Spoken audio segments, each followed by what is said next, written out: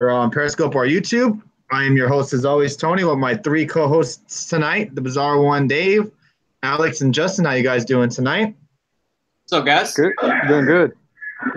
Okay, all right. So this is a long week of wrestling, everybody. So I hope you are buckled in and ready for the ride this week. We have NXT tomorrow night. We got Impact Wrestling Thursday night. And then Friday is a big old 6-hour show. Thank you for the super hearts, Jeff. We appreciate that. With the greatest Royal Rumble, the card is set. So is Backlash. So we'll touch on both shows tonight. Raw and SmackDown Live, get you updated on the greatest Royal Rumble card and also the Backlash card as well. Thank you, Michael Berry, for the super heart.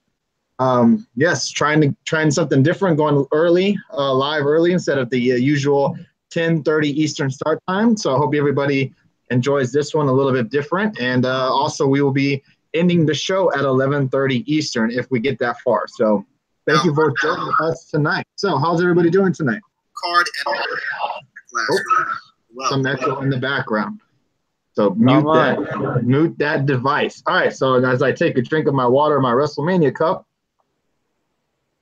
let's get started. So obviously, rest in peace, Bruno Sammartino. They had a nice 10-bell salute to start Raw. Also a video package as well. And they had a nice little, I guess, documentary on the network after Raw if you were able to stay up and watch it. So let's go with Raw's opening segment, which we had Brock Lesnar. Everybody, Brock Lesnar was on Raw last night. He opened up Raw along with Paul Heyman. Paul Heyman does his usual introduction and introduces Brock Lesnar. Paul says, we told you so. Paul says, we told you, just like Undertaker losing his streak, everybody. I had a big smile when he said that, of course. To Brock and Cena being taken to Suplex City, Paul says Brock doesn't gloat, he conquers. Paul says he gloats over Brock winning and retaining his Universal title at WrestleMania. Brock doesn't dwell on the past and looks forward to the greatest Royal Rumble event to destroy Roman. Paul says Brock signed a contract with a beautiful raise, as we all know how much Brock is now getting each appearance and match, and it's outrageous. But in his opinion or not, I think it's pretty crazy for how much he's getting, but it is what it is. Let's see. He by beating Roman Reigns, it says Brock wanted this steel cage match. Paul says Brock will beat Roman piece by piece inside the cage. Then Roman Reigns ended up coming out. Nothing too much, just a face-to-face little show face-off. And Roman says he doesn't know how he is going to do it, but he is coming home with the Universal Championship. So I'll go with Alex first because I saw an interesting tweet by him saying that Paul Heyman, same old shit every time, pretty much. What's up, Brendan? What's up, everybody? Thank you for joining us tonight. Alex, what did you think of the opening segment of Paul Heyman and Brock Lesnar and the little bit of Roman Reigns that we got? You said it perfectly. Same shit, different. I mean, like I said, I love Paul Heyman. I think he's one of the best managers of all time. His promos, it's not that he's bad on the mic. It's just it's a broken record. It's the same old, no matter what situation Lesnar's in. And I think all of us are over it. As for Roman coming out, I mean, it was short. It got to the point. Shout out to the that small section of planted Roman Reigns crowd, by the way, that was chanting Roman. The camera could literally. Are you saying that they planted fans in the crowd to cheer for Roman Reigns? Are you kidding me? Tony, are you serious? I shouldn't have revealed that. Kayfabe. Lee, how dare you? I mean, Roman supporters, all in that small sectioned off, were totally behind him. That's great. So, I mean, at this point, guys, I just want Friday to come and I want this feud to be over. Let Roman win the title. Just get it over with, and let's move on. Okay. I got to agree with you. I love Paul Heyman, but, man, it's just kind of getting a little bit old and predictable what he's going to come out and says and just, praises Brock. We get a little bit of a Brock and face off with Roman, and it ended up being nothing. Thank you for popping in, Adam Baum. Appreciate that. See you Thursday, my friend. All right. Justin, your thoughts of the opening segment, Paul Heyman, Brock Lesnar, Roman Reigns. Hey, what's up, Aaron? How you doing tonight, dude? Well, I think we're all going to agree, honestly, because everybody loves Paul Heyman, but his whole deal is getting tired. Like Alex said, he says the same thing day in and day out. It's the same promo. I mean, he's still damn good at it, but I'm getting tired of it, and that's hard to say because I'm a Paul Heyman fan. I'm a Paul Heyman guy, so I'm just ready for this feud to die and for it to be over with. Yeah, I don't know, man. It is kind of, it's you always know what he's going to come out and say, and Brock's not going to say much. He's just going to prance up and down, up and down. He may say "Suplex City, bitch," but that's about it. I don't understand why they knock it out so early on Raw. Every time Brock has been on Raw the last couple of weeks, beginning, yeah, knock it out right away, right early, and it honestly, this sets a tone for Raw. And to me, when they kind of start off kind of bland, to me, it's like, ugh, it can only get worse from here. And to me, I didn't think Raw was that great, but we'll continue on. Dave, your thoughts? Brock, Roman, Paul Heyman? Man, I enjoyed it. I thought it was a great promo. I thought Paul Heyman said what he had to say, and speaking of the Roman fans, I mean, yeah. So you're saying it wasn't just by accident that the live chanting for Roman was planted? It wasn't by accident. What are the odds of that, of not having legit Roman Reigns fans in the crowd cheering? They were, and the camera panning on them as well, getting the whole group of Roman fans. Yep. Mm-hmm. Guys, too much. We can't break kayfabe. We have Roman. Okay, sorry. I apologize. If they weren't planted fans, you know what? This was Vince in the back. Roman's being chanted. Camera two. Yeah, definitely. That's definitely. That is funny and true. That is funny and true. Yep. I've never seen something like that. I mean, if it was planted or not, we don't know. The rumors going around town that they were planted in the crowd. It was just funny that, man, like, I've never seen WWE take advantage of something like that. And it was so blatant too. Like, they panned him like eight or nine times when they were cheering for Roman. But continue, Dave. I'm sorry, I didn't mean to interrupt you. Oh, that's fine. Yeah, I just really enjoyed Heyman out there gloating. I mean, it was just funny. He's like, "I told you so." It was just funny stuff. I enjoyed it. And Roman's whiny promo, whatever. Okay, yes. All he does is whine and complain. I don't like Roman, whatever. But one thing I want to say, different topic really quick, about the Bruno documentary, because that's what it was, a Bruno documentary. And man, that is on par, in my opinion. I could be overstepping with that Andre the Giant documentary. WE Network needs to do more stuff like this. No, I agree. It was really well done. And just to touch up, that of course, where they dedicated pretty much today, Raw throughout the show and tonight kind of to Bruno. I love that opening segment. It's pretty crazy seeing Vince McMahon Sr. talk for the first time in my life. Yeah, I noticed that, yeah. And how much he looks like his dad. It's creepy. That was definitely cool how they did have his dad talking. I mean, I wonder how Vince McMahon feels, because I know they kind of had a fallout and then they got kind of back together. I just feel like it was nice to see that he was, remembered like last night. What do I think? I think under Randy Orton's underappreciated by the fans. That's all. But who haven't seen this, you need to go watch it, because I mean, it did not get the publicity because they did it in like over the weekend and boom, it was done. Yeah, he did. If they did more stuff like this on the network, just promote it as a Bruno documentary.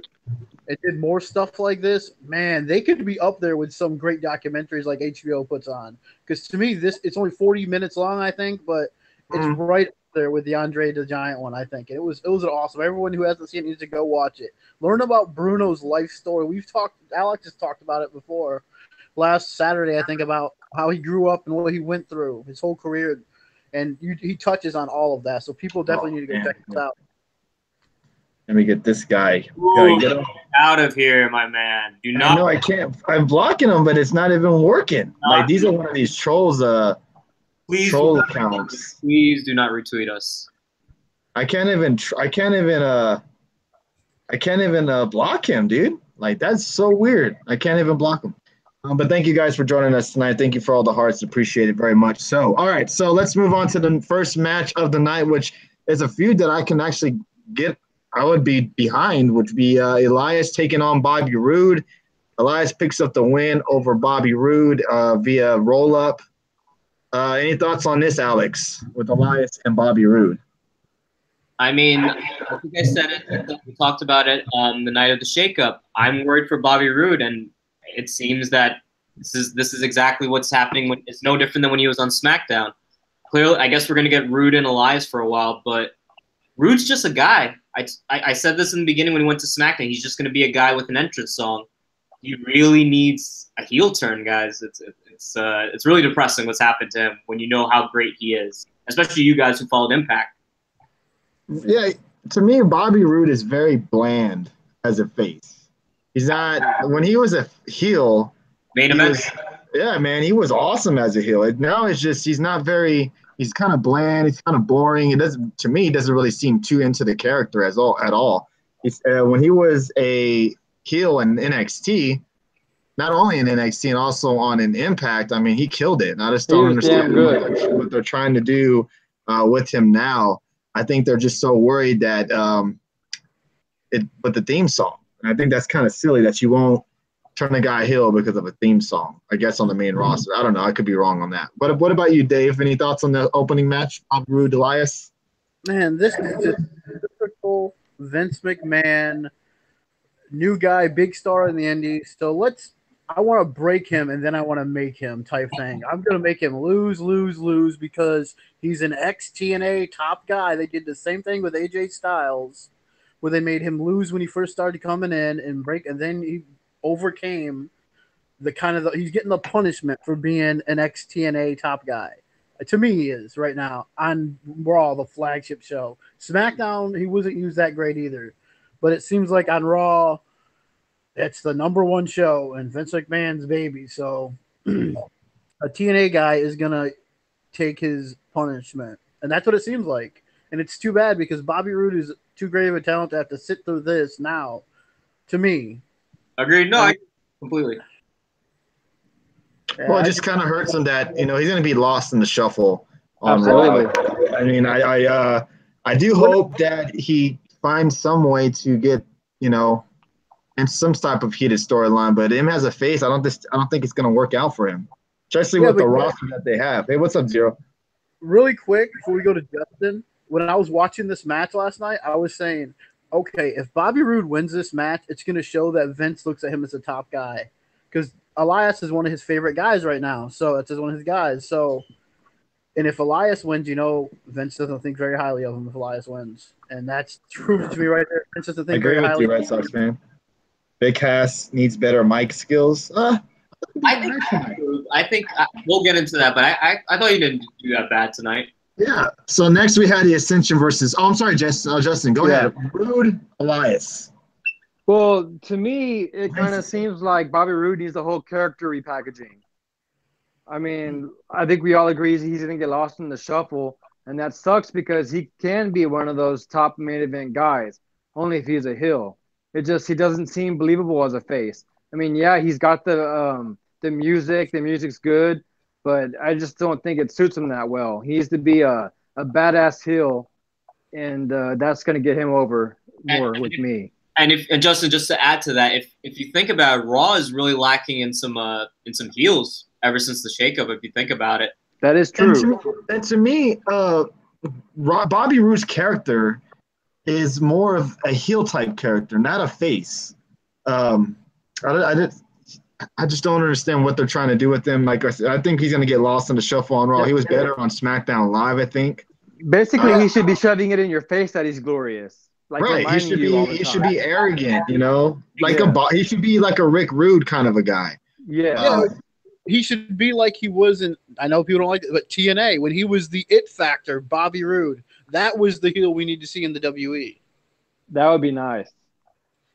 Okay, yeah. Well, I guess we'll have to see what happens with him in the next couple of weeks on Raw. Next, we had Ascension versus Welcome Matt Hardy and Bray Wyatt. I mean, this wasn't really nothing. It was just a momentum match for Matt Squash Hardy match. and Bray Wyatt to get some momentum going into the Greatest Royal Rumble, where they take on the Bar this Friday afternoon. Some parts Friday morning.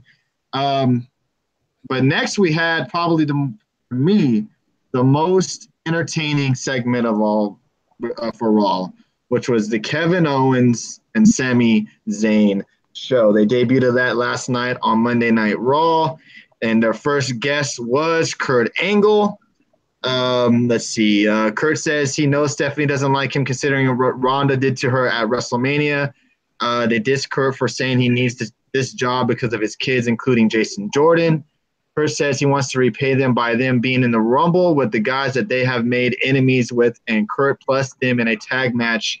Put them in a tag match last night against Bobby Lashley and Braun Strowman. And I thought it was pretty cool that that they were mentioning their old enemies that they've made in the past on SmackDown Live. So it'll be pretty cool to see Daniel Bryan get his hands on them one more last time before they're on their separate shows. But we'll go with you, Dave. What you think of the Sami and Kevin show and the initial tag team match that they announced for Raw? You want me to? We're not the tag match, right? No, now you don't have to talk. But what were your thoughts when they announced the tag match? I mean, man, this segment was great. I mean, from what they were saying in the beginning about Lana let him have his match with Undertaker now, that was funny. And then the one thing that really popped me is when Sami said, "Oh, I believe Kurt has 5 kids." No, he has 6. No, it's 5. Oh, I forgot about Jason Jordan. Well, so did Kurt Angle. So. That was amazing.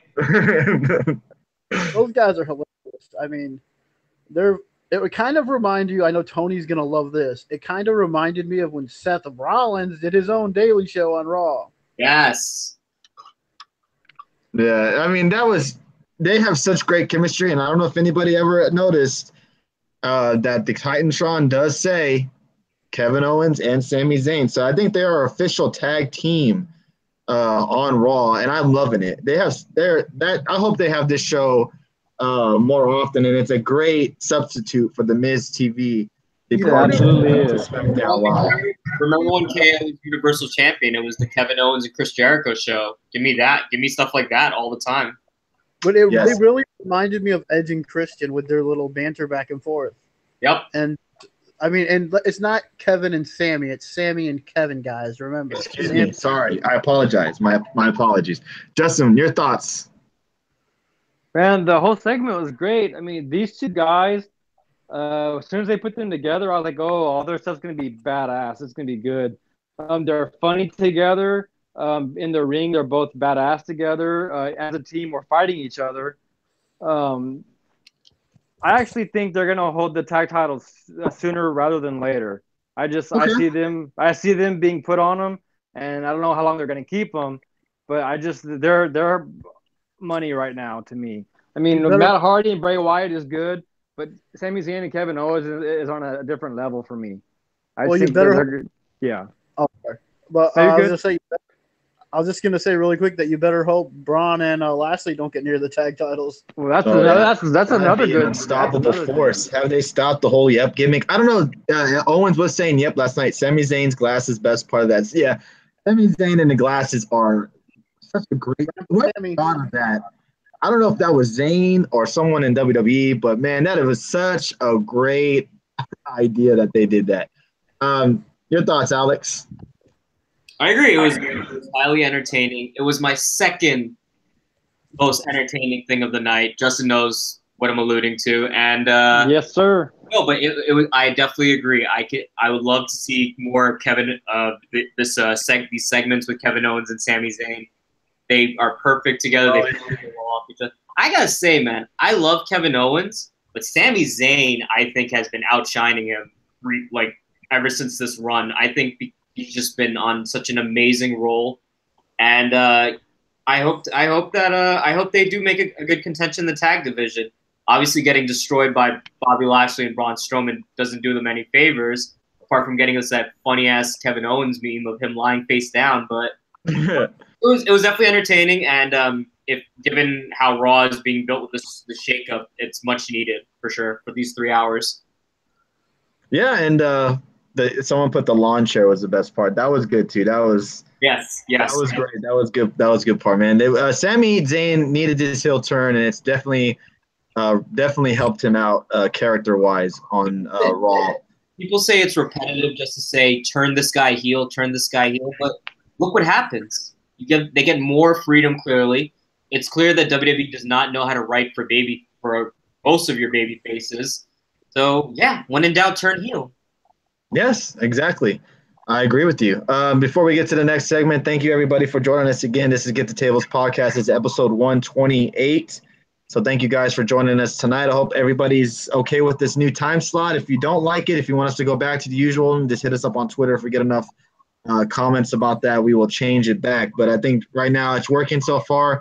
We got everybody in right off the bat, and you get us our fresh hot takes from SmackDown Live and Raw, not us waiting and to maybe forget it what we were going to say. So thank you everybody for joining us. Thank you for the super hearts, and thank you for sharing and retweeting us on Twitter and on Periscope. So appreciate that. So last night also we had Bo and Axel going around the locker room trying to recruit or to try to join a new, I guess, become a new stable with some people. First off, he went to Seth Rollins and trying to get with Seth Rollins to become, I guess, the new Shield, which I thought was pretty funny. That was a great stuff. But that was. What were your thoughts, Justin, of Bo and Axel going around the locker room? First, they went to Rollins, then to Balor. I think that was it. Did I miss someone else? Yeah, that's it. And then an interesting tweet by Mr. Bray Wyatt last night saying, trying to recruit them to join him and Woken Matt Hardy, and Matt Hardy also tweeting back in agreement with Bray Wyatt. So that's something to think about. But just your thoughts. Yeah, I thought it was funny, especially when they both yelled "burn it down," and Rollins just look at him like, "What the hell are y'all doing?" Yeah. And then of course, they put their fists out and they're trying to do the whole Shield deal. And he's like, "No, this ain't gonna work," and he just walked away. I mean, that was hilarious. And then with Balor, I mean, both segments were funny as hell. I enjoyed them. I said yesterday on Twitter, I hope they do this every week, but I don't think they can do that every week. There's not that many clubs or groups to form other than Wyatt and Hardy now. But speaking of that, that's too. If they put him with Wyatt and Hardy, it'll definitely put them in another, I guess, better situation than them being by themselves. It was funny when Finn made them put down. Yeah, when Finn made them put down the 2 Sweet. Yeah, that was good stuff, and it was good. Hey, props to WWE for some good storytelling last night with Axel and Bo Dallas. Your thoughts, Dave? Oh yeah, it was pretty entertaining. I mean, I enjoyed it. The Baxel, I think it was Baxel Club. They said to Rollins. Yeah. And one thing we were talking about that. So, if we get the Lake of Reincarnation, does Axel come out as Michael McGillicuddy? I mean, I guess you would have to. You would think. The genesis of McGillicuddy. I mean, Tony, but you know this. I have been wanting Bo to be aligned with his brother for so long. It's like, Come on, put them together already. So I hope it happens because Bo and Bray together as a tag team. I don't care about Matt and Axel. Sure, I like Axel and Matt, but I just always wanted to see the brothers as a tag team. Axel come back as the Hogan gimmick. Oh my goodness! Oh shit! Axel and Dallas could be a fun tag team if given enough TV time. I agree with that on Bob. Yeah, I agree with you. They could be an entertaining tag team. On Raw, I think they haven't really been given a chance. You know what I mean? But I think they're looked at as a joke or as a job. It's kind of like jobbers who are going to be just used to get someone over. If you teach, I can see that. Yeah, I can definitely see that. You break them up and put them with like Bo and Bray could become a good tag team, I think. And maybe Matt and Axel separately, but together they're just more seen as Mrs. Lackeys who always got beat up or took all the pinfalls. But you separate them and put them with other established guys that could really help their careers better.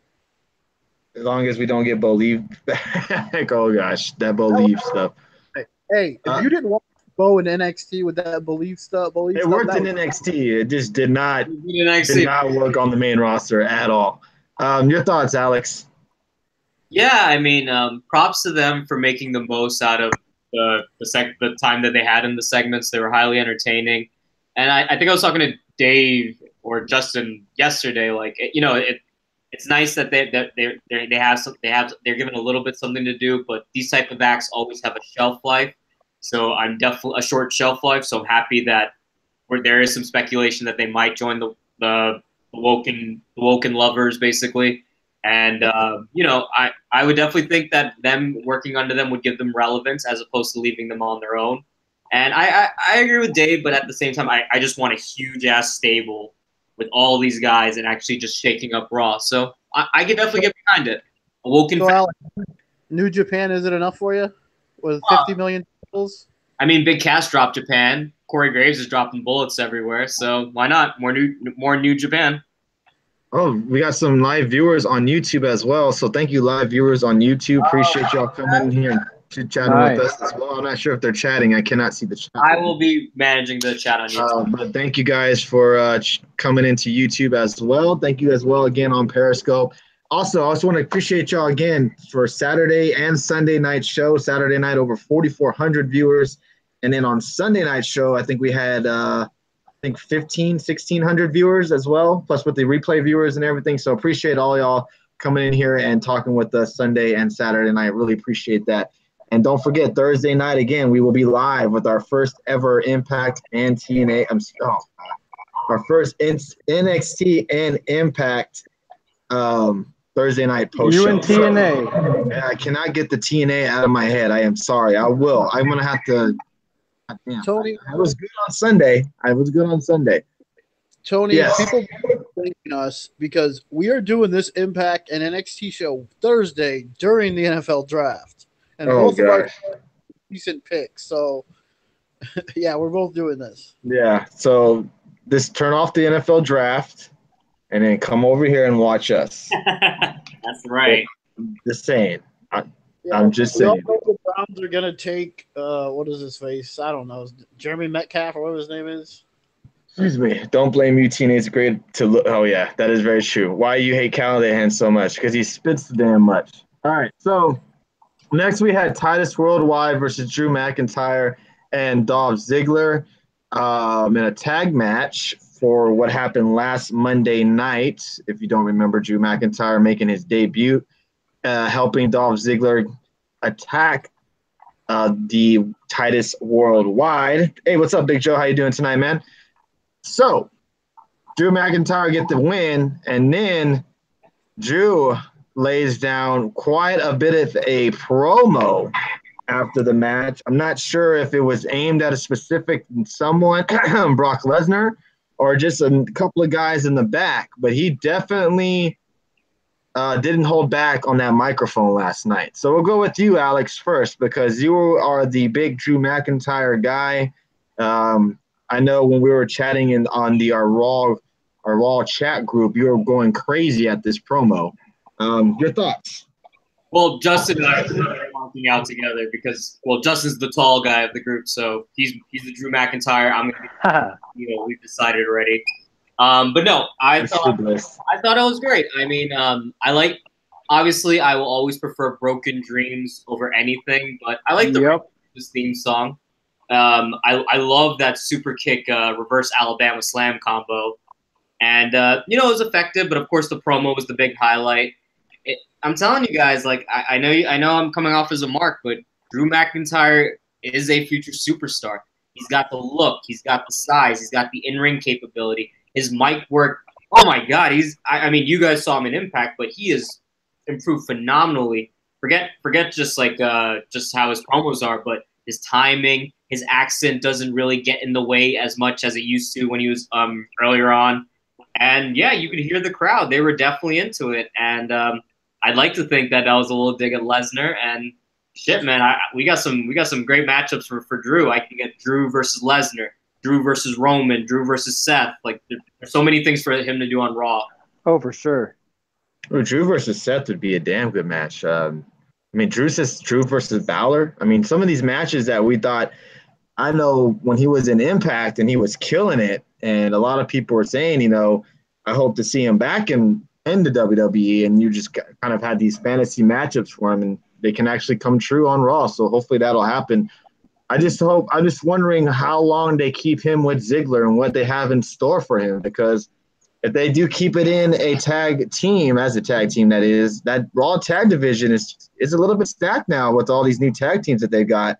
So it's going to be interesting to see if they actually give them titles, or it's just a kind of a short run with McIntyre and Ziggler. That's going to be the interesting point on that. So, Justin, your thoughts? Ziggler and Drew McIntyre. You feeling them as a tag team, and then the promo that he dropped out last night? Well, first of all, I'm going to talk about the promo. I mean, he set that microphone on fire. I mean, he basically let everybody know in the back that, I'm coming for you and I'm going to kick your ass. And, them as a tag team, I hope he drops the dead weight of Ziggler. I mean, sooner rather than later. He does not need to be with Ziggler, I guess, for right now to get him some matches, but hopefully he turns on Ziggler and doesn't need him anymore. So. Yeah, I'm waiting for him to answer back my DM to see if he wants the Golden Maharaja managing him, man. Like, holy crap. Texas Kid, I'm not going to take your sources truthful at all ever again. After what you told me about them making fucking Alexa Bliss and Braun Strowman T-shirts. Yeah, and honestly, I can see him beating Brock for the title. So. Yeah. Now you're dreaming, brother. McIntyre. No, you're dreaming, brother. You're dreaming.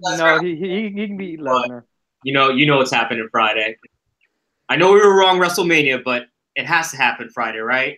Oh, you could. I mean, it could. I mean, I don't see it any other way of happening without Roman Reigns winning. That'd be crazy. My sources are 90% accurate at worst. No, yeah. They were 100% zero accurate for WrestleMania. He definitely does need the Broken Dreams theme song back, though. What's up, Dr. Huge? How you doing tonight, brother? That's all right. Man quotes 60% of the time. It works all the time. All right, Dave, your thoughts. I thought the match was good. One part I didn't like too much is the Alabama Slam drop kick or super kick, because if you watch it, and I watched it a couple times, I was like, he came nowhere. It looked like he hit Drew's leg, not tight. It did, right? I forgot about that. He definitely hit him in the hamstring. He didn't even hit him. I know you don't want to hit him seriously, but the close-up camera shot they showed of that, I mean, it looked like he just super kicked his own partner in the leg. I'm like, wait, what's going on here? That was almost as worse as Undertaker almost hitting Cena at WrestleMania with that leg, with that kick. Oh, that was even worse because I was there live watching and he missed him like by 10 feet. Whoa, yep. Cena dropped it. You have Matt Morgan live, your Impact buddy, to clarify that for you. So get your facts straight. Yeah, but what is Matt Morgan, though? He's not even a wrestler anymore. Sorry. No more. I did like the match. I thought the Claymore kick into the crappy zigzag was cool. But one thing I will say is when Drew McIntyre cut that promo, I had a flashback to back when Triple H and Shawn Michaels were together, and that young guy, Triple H, grabbed the mic and started cutting a promo on the locker room and telling him he's tired of being held back and all that. That's who these guys remind me of, Triple H and Shawn Michaels back in the day. Wow. What a comparison. I'm sure McIntyre's HBK and Ziggler's Triple H. McIntyre sounds pretty good. McIntyre's Triple H and HBK is Ziggler. Wait, no, you don't say HBK is Ziggler. Yeah. You say Ziggler is HBK. Trying to be HBK. Who is this Kinjin 79? Shawn Michaels sucks. It began. Oh, Jesus. There's our fan. I need to block this Kijin guy. I'm just playing. So, yeah, it looks like a lot of people love Drew McIntyre's new I'm not even going to say new gimmick, but Shawn Michaels is a pussy. From what we saw in NXT to what we are seeing on the main roster, he still has the I don't know what to call it. He glows world champion. Like, this man has been killing it. So, Adam Bomb, watch yourself, bro. Watch yourself, bro. As long as he's healthy, I think that could happen. But if Ziggler is kind of doing what Shawn Michaels did when he brought Triple H along. Ziggler's helping. Appreciate Super Heart. Having McIntyre watch his back, just like Shawn Michaels needed Triple H to watch his back when he would his run. Whoa.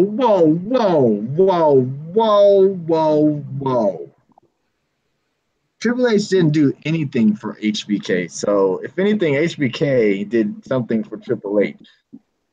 So Except keep the title around his waist. Jesus, like. And you know what it is about McIntyre too, and I know right now everyone's like I'm a mark, but look at the way he just he conducts himself, his poise, like that. He knows how to like work it like a superstar. He's confident as hell. That's exactly it. Yeah. That is very true. I'll give you that. All right, enough, because all I see now is HBK bashing. Jesus That's Lord. BS. I see it now. All right, let's move on to another guy who's adding a bad couple of weeks, and that is Jinder Mahal. Jinder Mahal last night confronted Chad Gable. Chad Gable last night came to Kurt Angle thanking him for bringing him to Raw. Chad asked how Jason was doing, and Kurt said he is not here to tag with Jason. He's here to be a singles wrestler. Oh, come on. We all know. Hold on. That's when Jinder did end up interrupting Kurt. Kurt says Chad tells Jinder to show Kurt a little bit more respect. Jinder insults Chad by calling him Mini-Me and Nicholas, Braun's tag partner at WrestleMania. And that's when they ended up making the match for later on tonight. So, was it a little bit of a too soon for a joke about Mini-Me, seeing that he did pass away? Was it that day or the day before? And what did you think of the Jinder Mahal and Chad Gable match itself, Alex? All right. I delete this video the minute I say this. Jinder's kind of improving. Please just no. I thought the banter about the whole like, oh, Nicholas, like, I thought you were in school. Like, I thought that was funny. I thought the execution was fine. Yeah, I mean the Mini-Me reference. It's typical WWE will use whatever they want whenever they need to, just for the sake of pushing something forward to get heat on someone. And as for the match, it was okay. I mean, but I think by the middle you kind of knew Chad Gable was somehow going to get the upset victory. What I'm more worried about is could Jinder win? Because if Jinder wins, he can take the U.S. title back to SmackDown. He could keep the U.S. title on Raw. And then what if the IC title changes to either The Miz or Samoa Joe? Because the way that Jinder's lost last week and tonight. And then also with Jeff Hardy getting attacked after the match by one of the Singh brothers.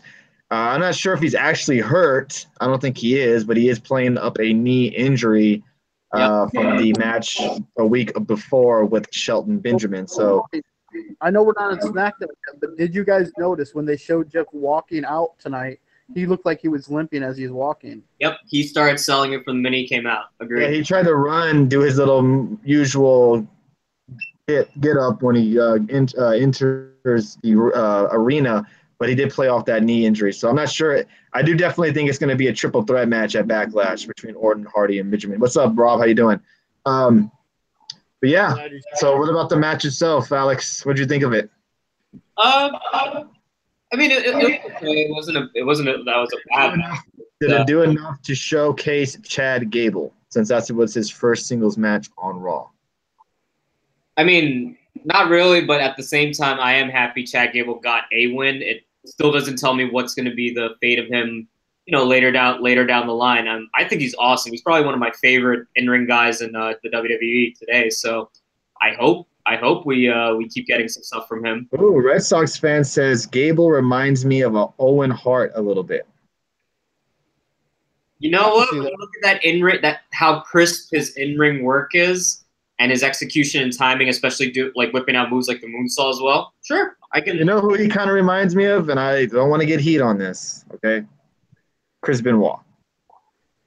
Okay, He reminds me of a Chris Benoit. We've said it. Yeah, kind of. We talk about the wrestling aspect when it comes to Benoit. So yeah, go ahead, man. With the suplexes and all that, but yeah, Owen Hart's a nice little comparison. I never even thought about that, but yeah, that's a good comparison there. All right, Dave, your thoughts. How funny is this? Jason Jordan sitting at home. It's like, oh, here comes Chad. He's going to get booed like crazy. Nope. Chad gets cheered like crazy. Everyone hates Jason Jordan. That's a good name for him. Yeah. Well, as long as Gable doesn't become Angle's seventh child, I think he'll be fine. What if it was all a lie and it was really Gable, his son, and he was lying to Jordan? Chad Gable anyway, because he was the Olympian and all that. But yeah, they say they're not going to team together. Come on, we know they're going to team together. Yeah, I mean, you know American Alpha's coming back. American Hey, Alpha. quick question before I don't mean to interrupt you. And people can answer in the chat. Did they use the same song as Benjamin did for Gable on Monday Night Raw? No. Or did he have American Alpha's old song? American Alpha. Well, how's that going to work? Doesn't Chad Gable still have that same? Jason Jordan still have that song, or or did they kind of mix it up? Didn't they remix it up a little bit? They did a remix of Jordan's. Did they? I think it's totally different if I remember. Oh, that's right. Yeah. Okay, it's been a while. My apologies. It's been a while. So all right, fair enough. I was happy. I was happy with the match. I thought Chad looked great, and I was surprised he won. But guys, how about this finish? I mean, we've never seen this finish before ever in wrestling. Not by Bret Hart and Piper, not by Stone Cold and Bret Hart. The little run up the rope and pin him like that. Never seen that finish. Yeah. I mean, how many times has that finish been done in wrestling? I mean, oh my God. For real. Oh, we're gonna go back memory lane for tonight and SmackDown. Trust me. But I'm happy for Chad. He got a win on Raw, and because he wrestled AJ and Rusev, top guys on SmackDown, and he would just lose, which I'm glad he actually won. So, are we gonna see is Jinder going back to what everyone thought he was, like a jobber, or are they gonna go a different route with this? And is it going to be a union of 2AMB next week? We're going to have Jinder and Heath Slater as the new tag team next week. Yeah, that's very true. What about you, Justin? What do you think? Yeah, the match was good. I'm definitely glad that Chad Gable's on Raw, and he's going to be by himself for a while. He's going to actually get to showcase his in-ring skills. I mean, he's small as hell, but he's strong as hell. Those, roll over German suplexes he does, that's freaking amazing. Yeah, they are badass. Like, those are not amazing. Those are beautiful. Like that's just that. What is that move that Rollins does? I don't always forget the name of it when he does the suplex off the rope. Yes. Falcon Arrow. That is probably the most. Yeah. Oh man, that move is awesome. Like the strength. Honestly, Tony, I did not think I would ever see anyone affect that rolling chaos theory that Doug Williams used to do in TNA, but man, Chad Gable does it to a T. I mean, he does it even better than Doug Williams ever did. That rolling, I love that move. That's one of my favorite moves. Yep. Yeah, Chad Gable is unreal. He does it very good. And he has a sick moonsault. Mm-hmm. Yeah. I agree with you on that. So, also last night we had the Riot Squad in a backstage interview. To really sum it up, I thought that was probably their best promo they've ever done as a group. The one who shined though was definitely Ruby Riott. She had a lot of passion to me around her promo, and she killed it. I thought I hate Anna Morgan a lot. I thought she did good. Not Morgan, excuse me, Logan. I don't really care for her too much, but she did a lot better than any promo she's done ever on SmackDown Live. She didn't have that hillbilly take her to the farm or whatever stuff she used to say sometimes. You ever eat? I love me some dead and scared prey. And that's the best kind of prey to get. I mean, I was like, okay, good point. Thank you for the super heart, Joe. Appreciate that. I mean, that is true. I don't like that. Liv Morgan doesn't bother me too much because she reminds me a lot of what's her name? I'm having a brain fart. The girl, the damn from Batman. What's her name? Come on. Harley Quinn. Harley Quinn. Like she does her very well. Like she's all calm and collected, and she could snap at any minute. Tony. You know who used to dress like Harley Quinn, right? Look how fast you gave up on her. Alexa Bliss. A certain Bliss. Look at you. No. I will never go turn my back on Bliss ever. No. I'm just saying she has that, type of gimmick a little bit.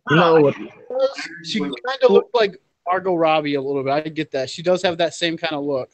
But Alex's future wife is a huge Harley Quinn fan. Has done cosplay with her. I already knew Huh? that. We learned that on the state. Vega? Yeah. She's a big Harley Well, Quinn and then to girl. add to that promo, that whole tear gas line was badass also. Bill's bully promo was really funny and good last night. I enjoyed the Bliss promo last night. A moment of bliss. Moment of bliss. For the last 2 weeks, Liv tongue was blue. Yeah, what's up with that? She likes Jolly Ranchers. Yeah, Jolly Ranchers. Yeah, that's what she said. Let's see. Unless What she's else? messing with the. Also last night we had a Samoa Joe backstage phone promo, the old famous phone promo, probably the best one we've ever seen. Just like hope. Samoa Joe says he is worried that he doesn't have an opponent at Backlash. He hopes that Brock rips Roman apart at the greatest Royal Rumble. After that, we had our tag match between Kevin Owens, Sami Zayn, Bobby Lashley, and Braun Strowman. Braun Strowman and Bobby Lashley get the win. Your thoughts, Alex, of the tag match that we got last night? I can't wait for this.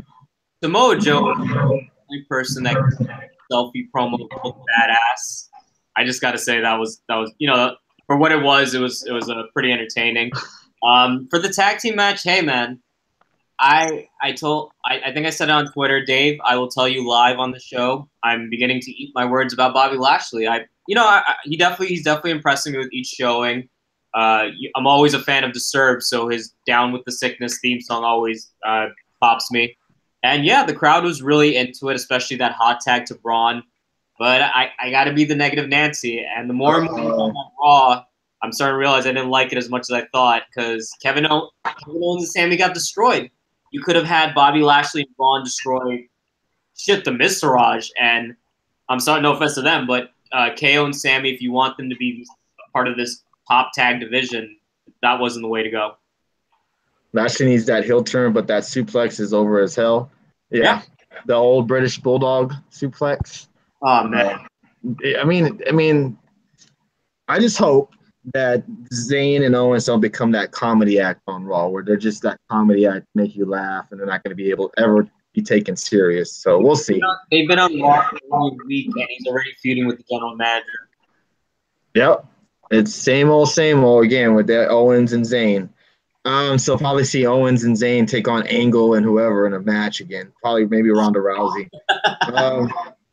Dave, your thoughts? Tag match: Lashley and Strowman taking on Owens and Zayn. I just think it was Zayn and Owens putting the talking crap to Angle, so he put him in a big tag match against two of the biggest and baddest guys on Raw. I mean, yeah. Some of us remember those classics with Angle and Lashley and TNA. Those are awesome. And Lashley is just not really doing much right now, but man, him and Braun Strowman, man, just think, I mean, how crazy would this have been? Lashley debuted on Monday after WrestleMania. Can you imagine if it was Lashley as Braun's partner at WrestleMania? How much bigger that would have been? A lot of us said that yesterday. Completely agree.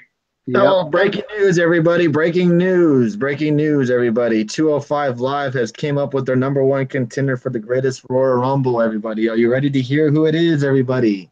Drum roll, please. Guys, get ready. Here comes Kalisto, everybody. Kalisto will be taking on Cedric Alexander for the 205 Live Cruiserweight title for Friday. Great. I'm sorry, guys. I didn't mean to spoil it for you guys, so I hope you're not. I have my bathroom break now. Yes, Lucha. We already did our predictions, Rob. If you go back to the previous videos, I think it was our last video where we did the predictions.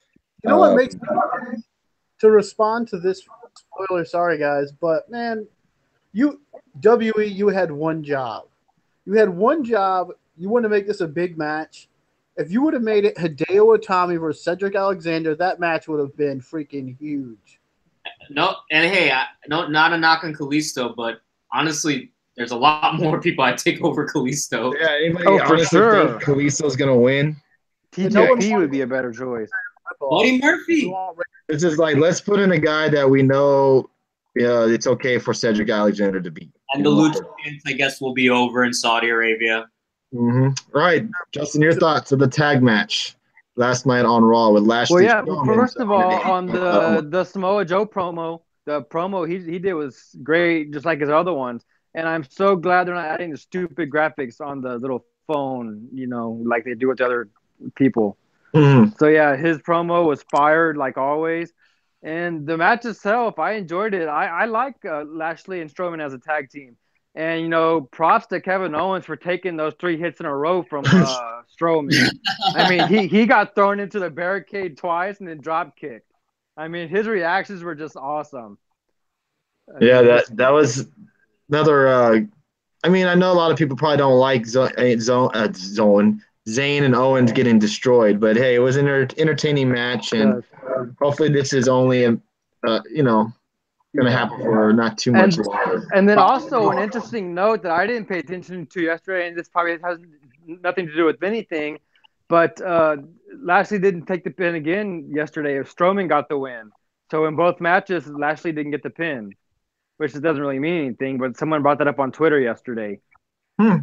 Could you see the Lashley Strowman feud out of this in the making if the tag? I would like that. I would like that. Because people are saying you should turn heel, so I don't know. I like it. Yep. One thing I noticed was that they had Lashley do what Braun does. Oh no! Don't tell me. Lashley ran him down, just like Braun's been doing, running people down. So they're having those guys be very similar, just like, I don't know, the dominating. Better not job, Lashley. I agree with you. Lashley right now, and I can't wait for him. He's world champion. I hope he wins the world title too. That's another guy. All right, so let's move on. We had No Way Jose get attacked by Baron Corbin last night again. So finally, Baron Corbin makes his appearance on Raw.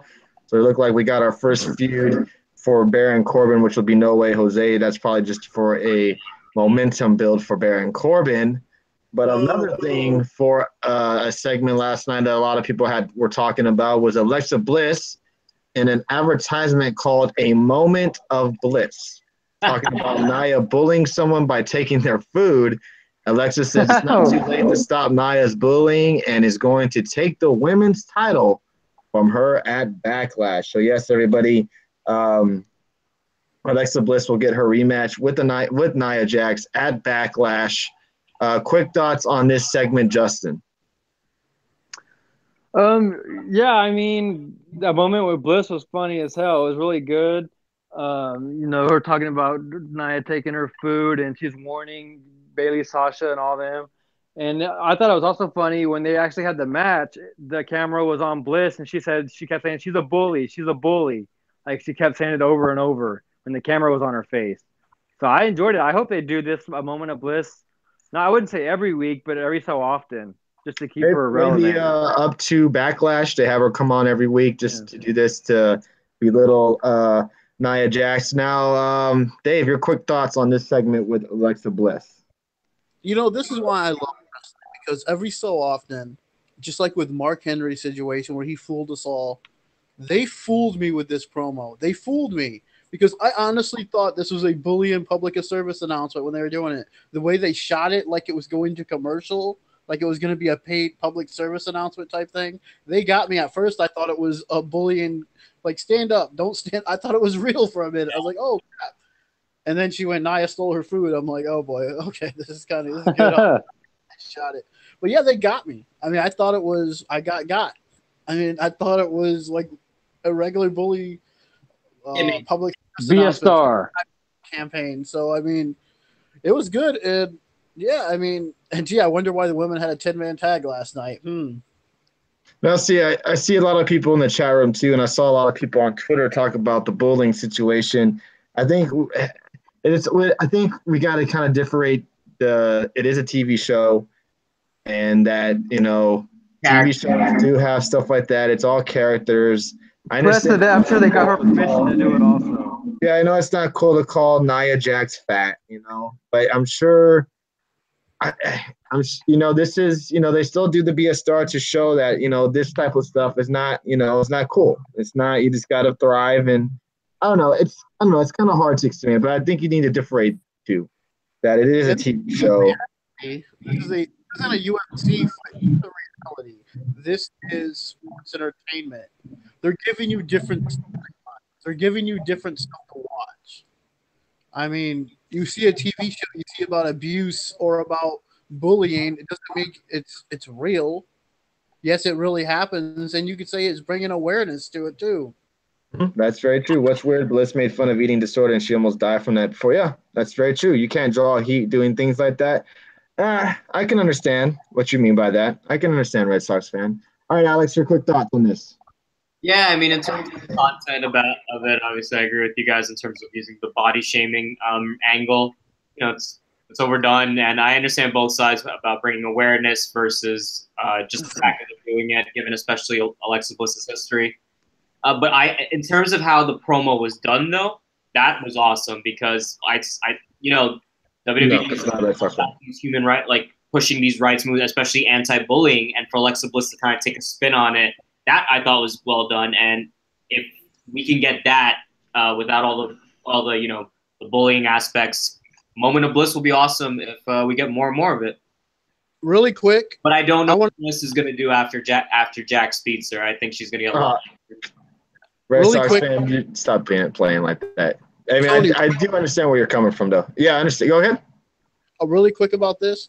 This Alexa Bliss thing, we can all remember this other angle. This is nowhere near the harshness and the really bad taste that Michelle McCool and Layla did with Mickie James. I mean, this was nowhere near that.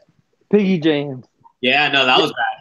Yeah, I can understand. I can understand everybody's point of view on this, and it is very true that it is a big time recycle story. I mean, you thought it would probably end after WrestleMania, but it just seems like that's the only thing that they're trying to they're continuing with.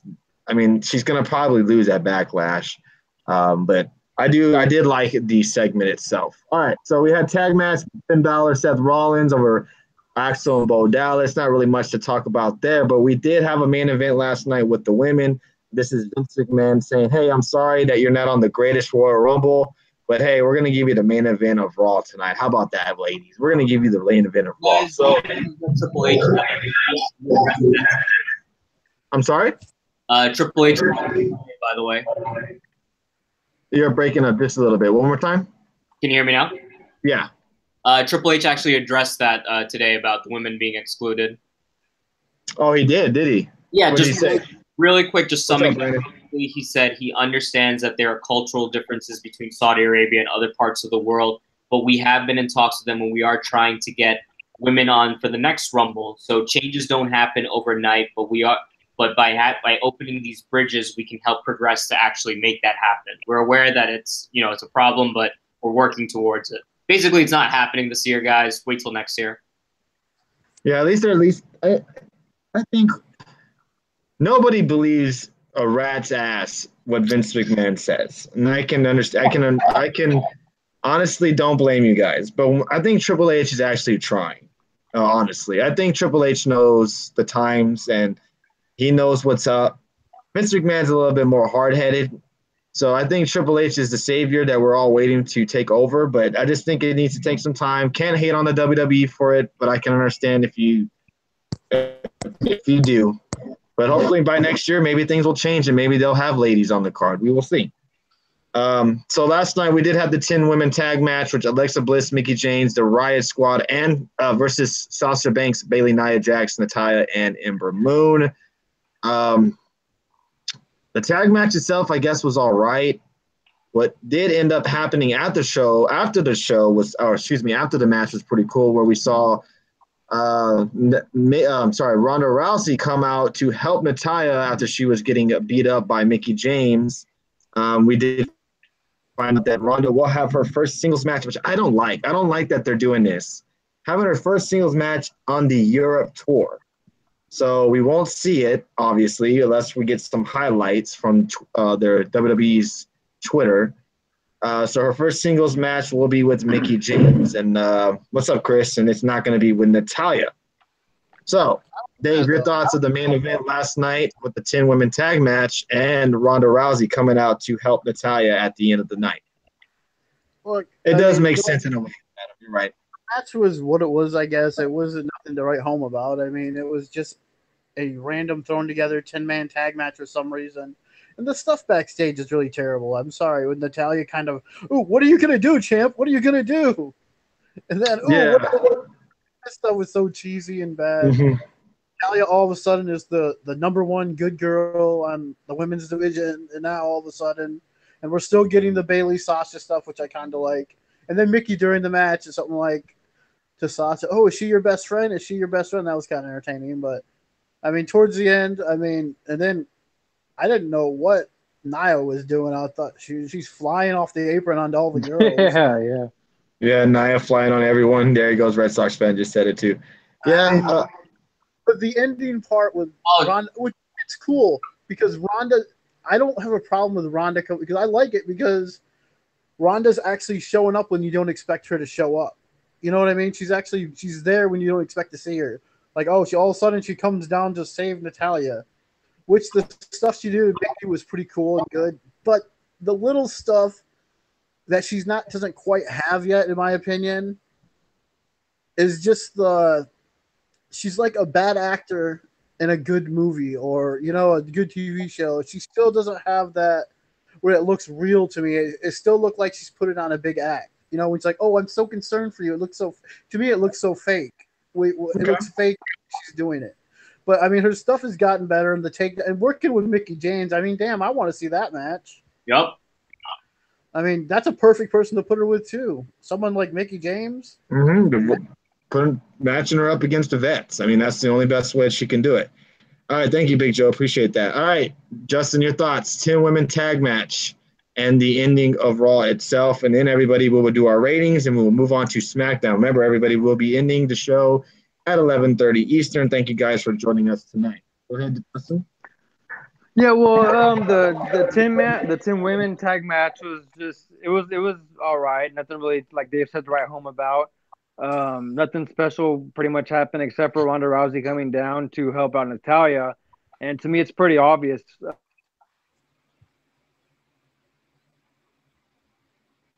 Justin? Uh-oh. He's pulling a me right now. Oh, no. Oh, no. Oh, no. Is he just – oh, my gosh. Real quick, anything you wanted to Budweiser just commented that we forgot to talk about Balor and Rollins. Anything to talk about? It happened. What's up, Bot? Not much. I mean, other than – I mean, it was – I'm telling you guys, Balor should have left. Balor's not going to do much on Raw. Bot's in the house. Seriously. I mean, they beat two main eventers, beat two guys that are going to wrestle on main event next week. Watch. I mean, come on. I would have taken Balor and Rollins over KO and Sammy, but you know, like shit. A better tag match: Balor and Rollins versus KO and Sami Zayn. I just said that. It's absolutely true. I'm just I see Justin in the chat still. If you're still in the chat, Justin, let's leave the party and I'll re-invite you. I'm not sure what's going on. We'll move to Alex. Your thoughts: the women tag match and Rousey's involvement at the end. All I have to say is Sasha Banks heel yet? This this is like Breaking Bad levels slow burn, but not even in the cool Breaking Bad way. It's just do something already, do something.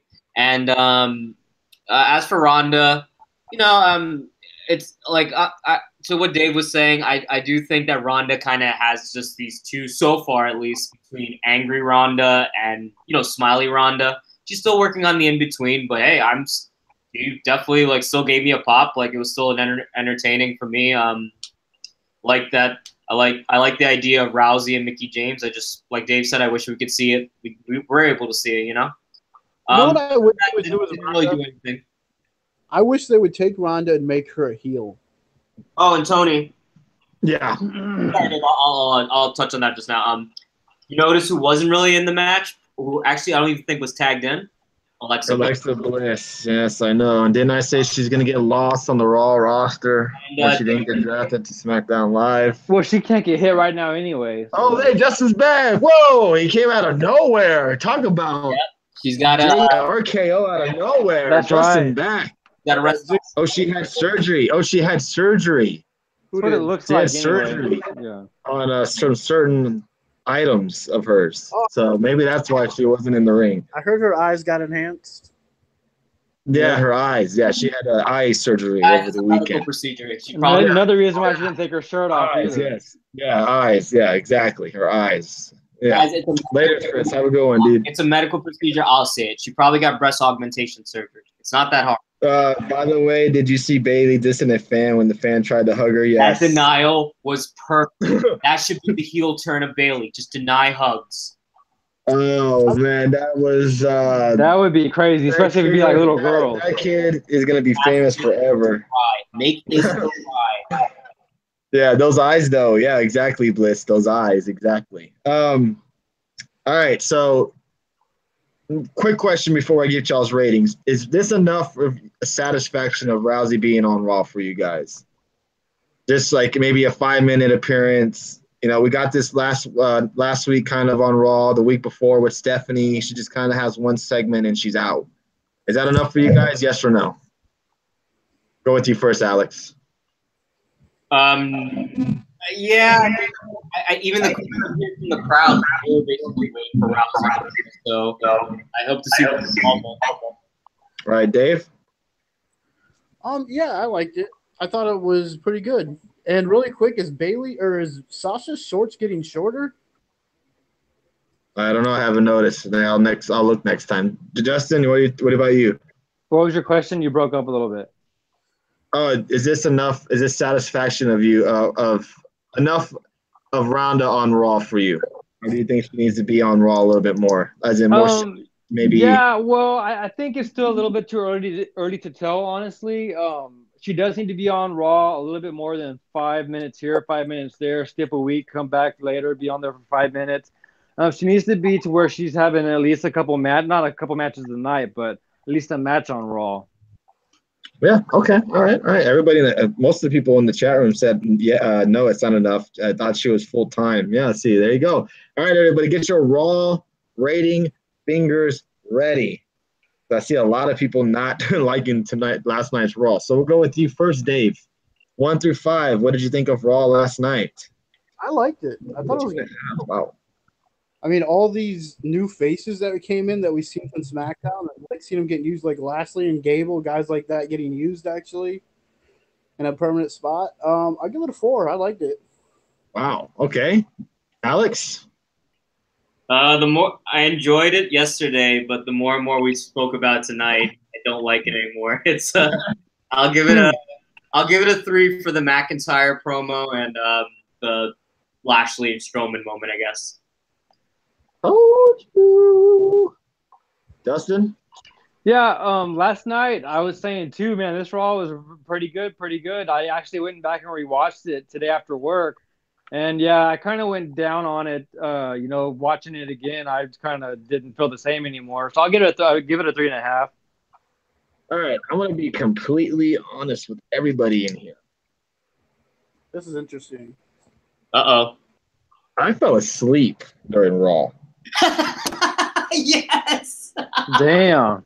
Heel Tony. I love it. I fell asleep during Raw. That's how I thought this Raw was. That's how I felt about tonight. I think I woke up. I think I fell asleep twice during the women's match. I woke up in time to see what happened at the end. I don't think I saw the Rollins match. I think I fell asleep during that one as well. So I fell asleep a lot during Raw Monday night. That's why I wasn't very active in the Twitter chat or live tweeting much of Raw. If you didn't notice as well, I didn't live tweet a lot on Raw either. So that is my fault on that. But yeah, I'm gonna give Raw a 1. Just for some of the moments that they had on Raw. But other than that, I thought Raw sucked big time. See, I think there was some good spots on Raw, and then there was the Bray Wyatt tag match against Ascension, and then Rollins and Balor's tag match was pretty boring. But other than that, I thought it was a pretty good show. All right, everybody. So let's move on to SmackDown Live since the show is almost to the end of it. So we got SmackDown Live. They teased us all day, everybody, that we were going to have the Miz TV showdown with Miz and Daniel Bryan. Well, everybody, they tricked everybody. It didn't happen. I think we all kind of had a feeling that maybe we would see Big Cass, but he did end up coming down to the ring. Let me see when we get up to Big Cass. Let me see. Oh yeah, Daniels does not come to the ring because everybody did see that Big Cass did attack Daniel Bryan backstage. But Cass laid down a pretty good promo, I thought, from him tonight. Cass says it looks like Miz doesn't have a guest, so he can interview him. He mocks the people who talk about Daniel's injury, but Cass says no one cared while he rehabbed his injury, which is kind of true. Everyone talked about Daniel Bryan. No one was talking about him. He is living in the shadow of that ordinary little man. Miz asks Cass, who does he think he is? Miz says he is a Grand Slam winner and a first ballot Hall of Famer. He starred in the Marine Six and main event in WrestleMania. What has Cass done other than hobble around on his injured knee? Cass suggests that he shut Miz's mouth right now. Miz says he isn't about them. It is about Daniel Bryan. To pretty much sum it up real quick, Cass says that Daniel reminds him of who he was and he hated it. Cass says he did not have to work with the bingo halls or the indie scene. He did not have to go to Japan, Alex's favorite, or Europe. He also said he says he did not have to go there because he is tall and good looking. That makes him a star, and that makes him money. He still lives in the shadow of Daniel Bryan, but not for long. Cass says he is going to make sure Daniel Bryan is going to go back where he belongs. Back on the shelf, battered, bruised, and retired. So there you go, everybody. It looks like I think we all kind of figured that Cass and Daniel Bryan will be a feud that will be starting up, and I think this is a huge opportunity. No, I didn't write it. It's right here on the screen.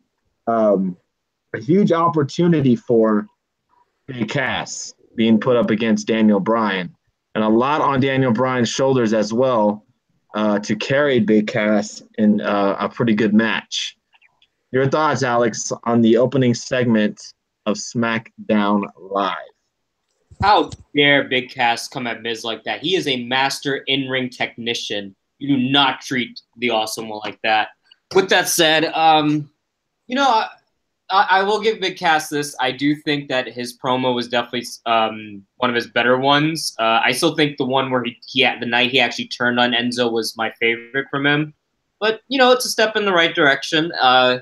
In terms of the actual segment itself, I know a lot of people were excited, but then started to realize that Big Cass is feuding with Bryan, so we're not going to get the Daniel Bryan Miz encounter, which is good. I mean, at the end of the day, we always complain that they give this away too early, so let's try and push it back as far as possible. But when you think about what actually came out of that between the Miz and Big Cass, it didn't do anything. It was a waste of the Miz, in my opinion. Yeah, definitely the way. So, if you had to predict right now, when do we actually see? I know they're going to face each other over in Europe tour, so they're going to see Daniel Bryan and The Miz before everybody else. But when do you think we actually get this match between them two? At SummerSlam, Money in the Bank? I'm not sure any other pay-per-views in between them, but what do you think? I would like to think SummerSlam, but that's all the way in August, so I don't know. I'm trying to think what they can do in between. But the truth is, Money in the Bank is becoming. I know we have the Big Four, but Money in the Bank is honestly probably could be the Big Five because it is a very important pay per view. So I could buy the Miz versus Bryan on Money in the Bank. Okay. Would you think WWE would put Bryan in the Money in the Bank match, seeing it's a ladder match? Ooh, it's possible, I guess. Yeah, I mean, obviously he can't be headbutting people off the ladder like he was doing with Luke Harper at WrestleMania, but yeah, I mean, never say never. Hey, what's up, Dreo? How you doing tonight? I thought Money in the Bank was it. Money in the Bank is part of the Big Five. Yes, it is now a 4-hour show. That is correct. So Miz and Bryan on Money in the Bank can work. All right, Dave, your thoughts. So the opening segment of SmackDown Live. Yeah, I think what Alex just said, that would make sense because if you make Miz and Bryan at Money in the Bank, that's your excuse to keep them out of a ladder match. So that would work for me. Yeah. But yeah, I mean, Alex, do we have a crying baby sound effect? Because that's what Big Cass sounded like tonight. when he was when he was trying to just talk to Miz, like it did come off as robotic baby, but when he started to like pick it up and really get intense, that's when I kind of started to like it. When he started talking about he didn't need to go to Japan, no one wanted you. No one wanted you, Big Cass, in Japan. Sorry, no one wanted the. I already have my point. I don't need Big Cass in Japan. Right. I mean, see a big 7-foot goof in Japan. I mean, they went and seen Daniel Bryan and Eddie Guerrero at the Tokyo Dome. No one wants to see big 7-foot goof up there. I mean, no one wants to see him now. I mean, the only reason this was a typical Vince McMahon written promo about he loves to take shots at the indies and all that, how bingo halls and all. That's typical Vince McMahon right there. But I mean, his promo was okay, I guess. I still think his ex-tag partner was way better than him at promos, obviously. But I just never been a fan of Big Cass. I just don't like him. It's just that he's a generic 7-foot, like looks like Test, but Test was way better and way more athletic. And I don't know. I mean, the promo was okay, and then the Miz got his little scaredy cat heel thing when you started to look at him.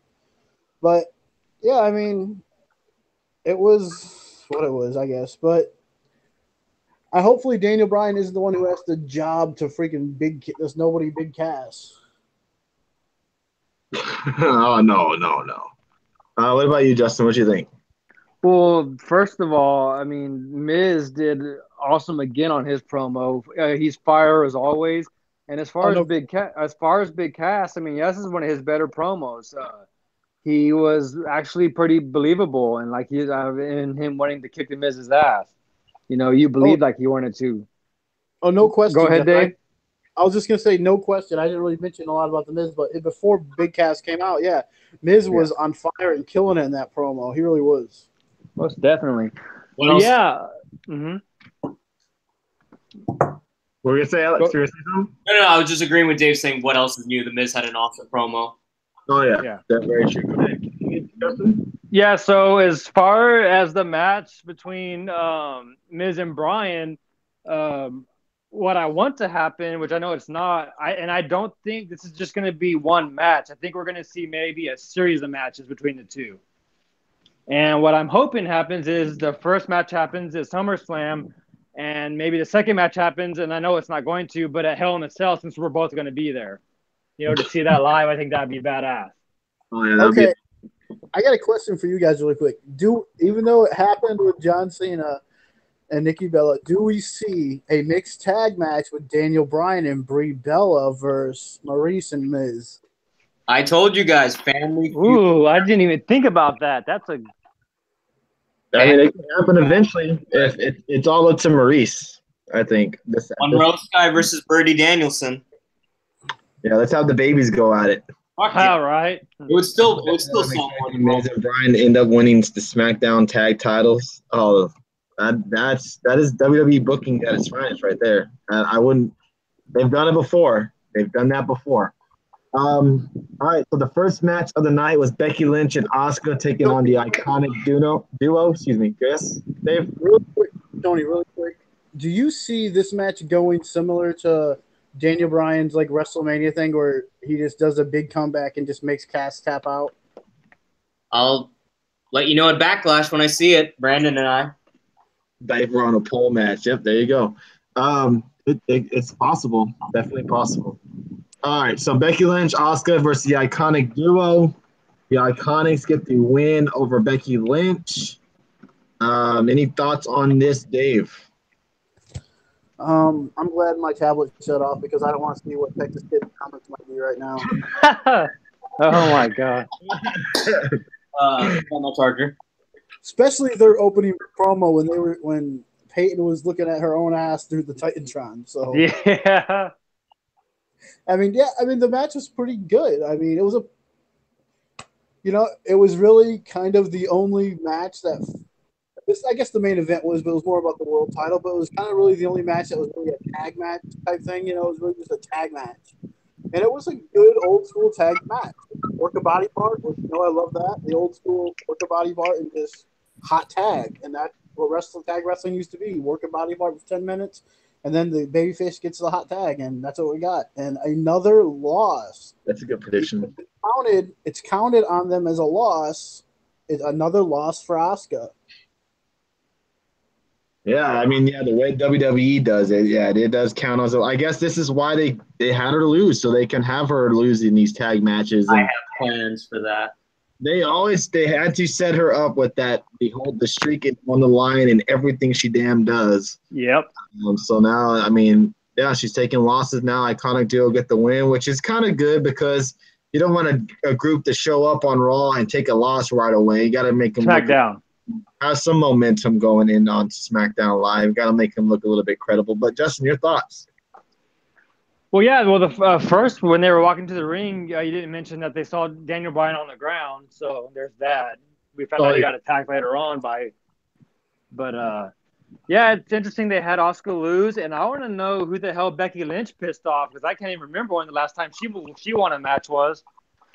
So she's on a losing streak of her own, but. I think she beat Carmella, and that was about it. Yeah, I mean, Becky Lynch is on a huge ass losing streak. So hopefully, maybe she snaps. And maybe go get Miz as a partner again because, geez, they win. Yep. Yeah. That's very true. All right, Alex, your evil plans. So I know we're aiming to go to 11:30, but every week we're gonna try and do that. But if viewers are willing to stay on. We're going to go over. We are going in extra time. We have called the networks, and they've given us an extra 10 to 15 minutes. So we're good. We'll always try for 11:30 for sure. We're going to stay right here with you till the main event ends. So yes. I actually, in the long run, I actually want to see Asuka keep losing, whether it's through a tag team match, even if she gets shit over through a singles match. Because you know why?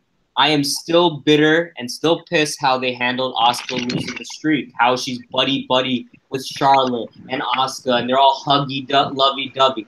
I am waiting for Asuka to just absolutely snap and beat the shit out of everyone. Yeah, she should have turned heel right after that at WrestleMania. I'm telling you, I want her to go to the point that not even quinoa can save her. So that way, you can give me a heel Asuka, and you can give me a baby Becky Lynch, because that will actually benefit Becky Lynch, because she needs a big feud. She needs a big match to remind people why she has the support. Why are people so mad that she's always losing? So I think this could benefit both of them. Because Asuka right now is an afterthought. I hate to say it. You know what's funny, though? Because I was listening to a podcast, and they were saying back in the 90s, if you had a Japanese wrestler, automatically they were a heel. Automatically heels. In today's wrestling, they're faces now. But back then, automatically they were all heels. Bull Nakano is a good example of that. Oh, Bull Nakano. Oh, my God. It's classic. Yeah, so, I mean, that's really all I got out of this. Other than that, Becky Lynch took another loss. I mean, after Billie Kay lost last week, the Iconics did need this. But, yeah, that's really it. So does Asuka start doing low blows like her buddy Nakamura? Oh, shit.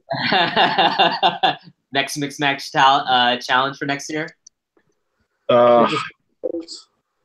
Goodness gracious. Next we had AJ Styles and an interview backstage with Renee Young.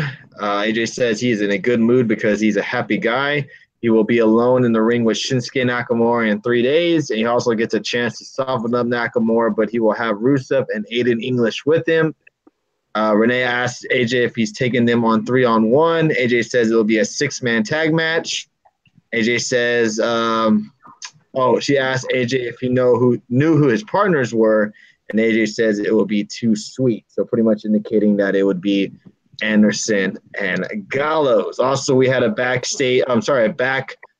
had a feature on Andrade, Almas,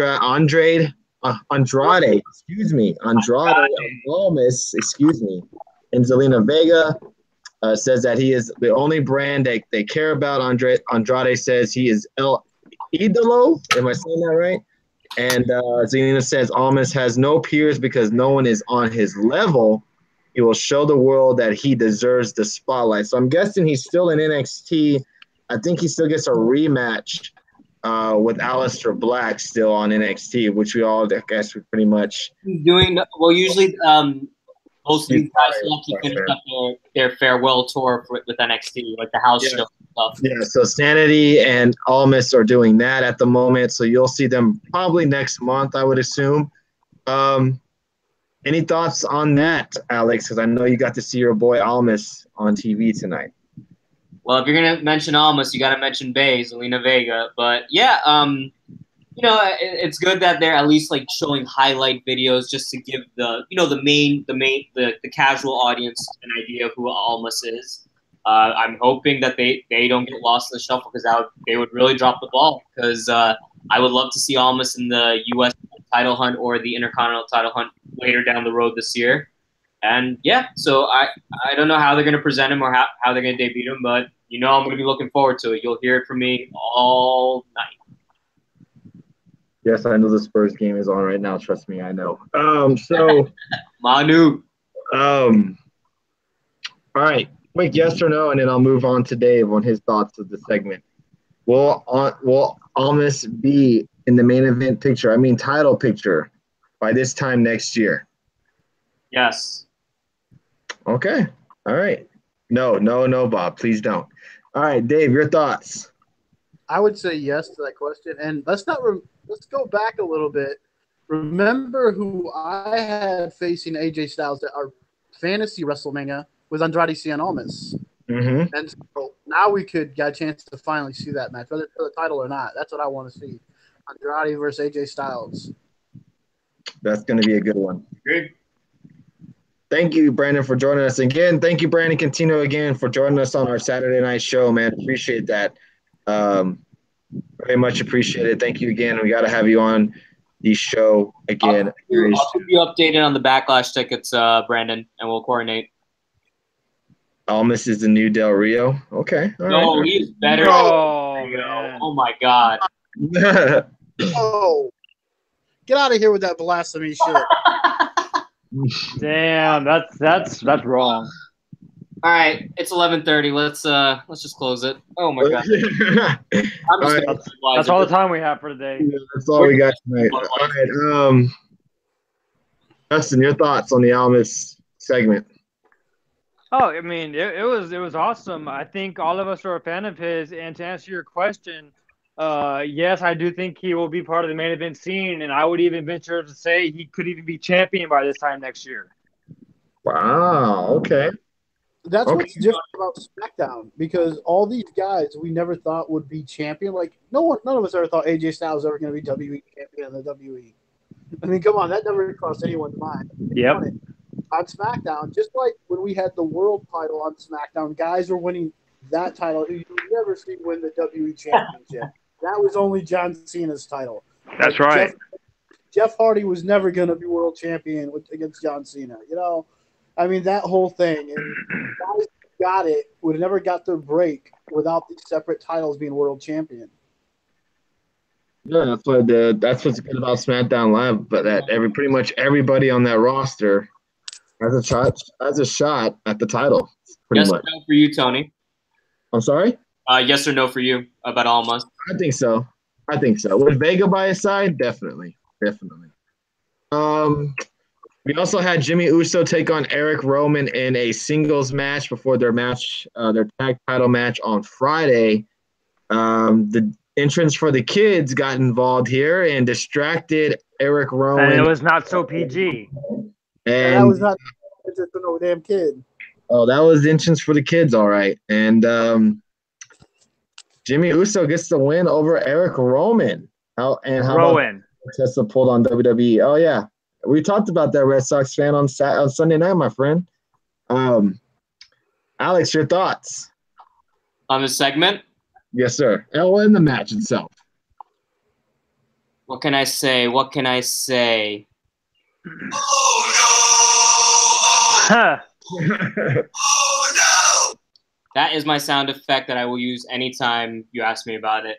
It did nothing for me. I mean, I thought it was funny that Naomi used her non-PG entrance to distract Rowan. You could tell Rowan was very invested in what was going on. But other than that, I mean, what else am I supposed to say? The Bludgeon Brothers still look crappy.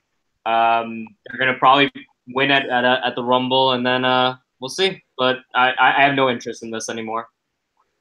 Yeah, I miss the old Usos, man. I don't like these Usos that we're getting now. I don't either. I love these Usos. I hate the Bludgeon Brothers. I don't see what was the problem with Harper and Rowan as it was. Does Nikki Cross debuted as a Bludgeon Brother? Oh. Leave her alone. Leave her alone. All right, Justin, your thoughts. I agree with Alex. I couldn't care more or less about this match. It did nothing for me. And I don't like the Bludgeon Brothers either. They don't do anything for me. Yeah, they're dominant or whatever, but I liked Harper and Rowan as they were before. I don't think they needed to change gimmicks or anything. So, and honestly, I think Harper should be by himself as a singles competitor. Yeah. Okay. Raw was shit as hell, and SmackDown. I'm ready for Sanity to come in and wreck shit. Yep. Red Sox fan, you are not lying. All right, Dave, your thoughts. Yeah, I thought the match was kind of what it was, but I mean, I like Harper and Rowan. I like them as this, and I liked them before. But you had them like this because you can't have them broken up from the Wyatt family and still be called the Wyatt family. Harper and Rowan, the Wyatt family. I mean, they wanted to give them something different and give them revival. I don't mind it. I kind of like it. And I mean, honestly, when Naomi's music hit, I'm like, why are they giving her a full interest just to come down to the ring? And then all of a sudden, Miss Mrs. Entrance for the Kids, she is bending over, shaking her ass in front of all of them. And that's for the kids, huh? I'm sure the kids enjoyed it. I mean, can I not say I wouldn't doubt it. Enjoyed that? Oh, especially kids. Especially kids. You know, twerking Naomi in your face. Especially the colors, the black, white, the kids enjoyed that entrance. Yeah, I don't understand how y'all don't. We're spending too much on this segment. Yeah, no shit. Resemblance in the entrance for the kids, like. I think there was a raise in the young teen demographic on that, but other than that, man. She was definitely twerking and working it, that's for sure. All right, so we had the contract signing between Carmella and Charlotte. Anything you guys want to touch on this, Dave? Me. I mean, that was basically all you took from it.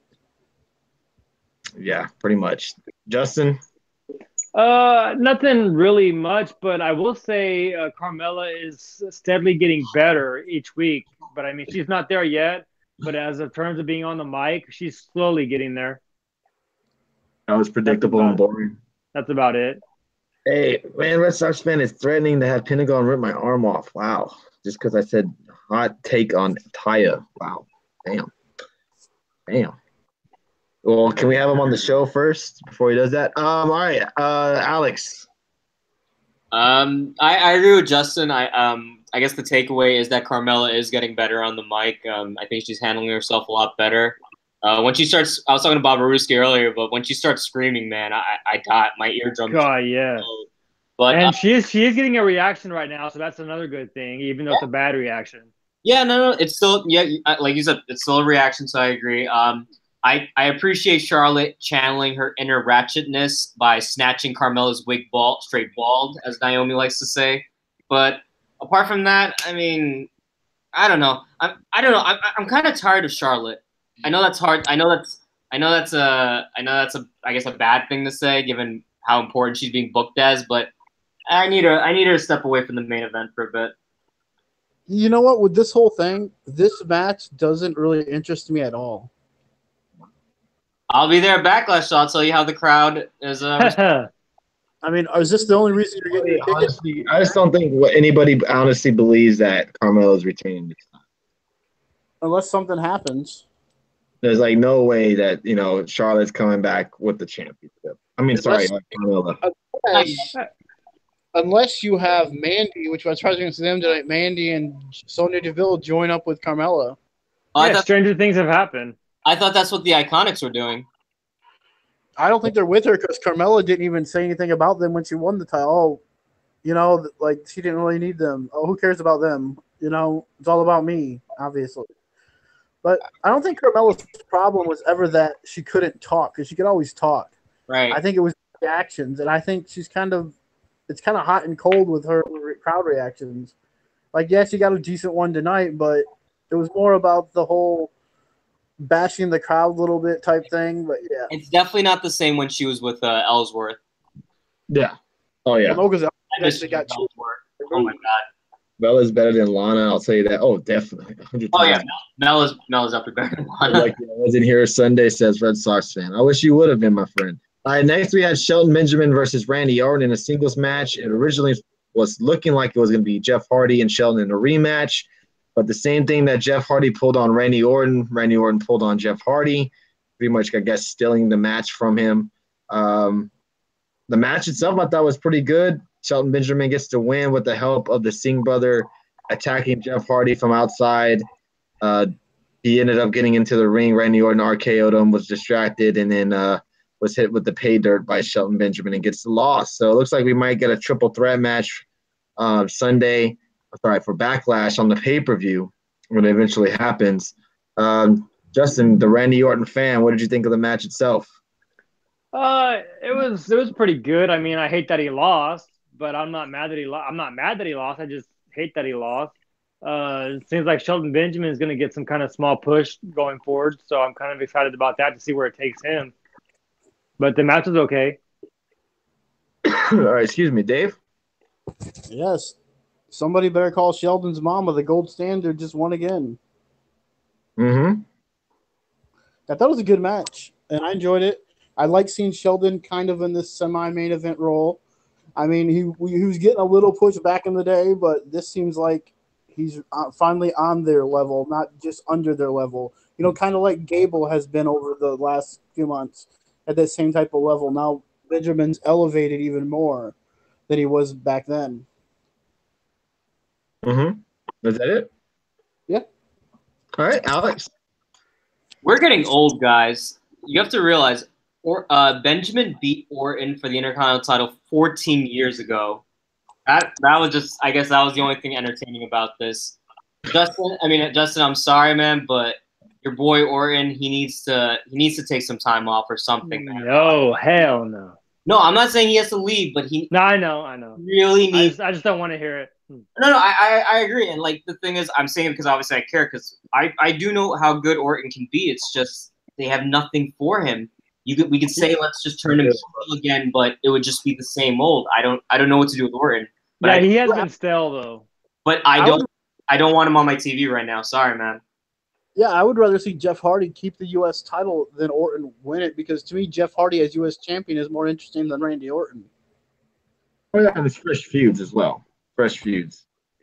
So we'll see. We'll see what happens at Backlash to see if they even add it to a triple threat match itself. All right, so we have the main event, the Club and versus Rusev and Shinsuke and Aiden English. Shinsuke gets the win. I'm sorry, Shinsuke, Aiden, and Rusev get the win over the Club. Styles attacks Nakamura, but Nakamura with the forearm to the lower groin again.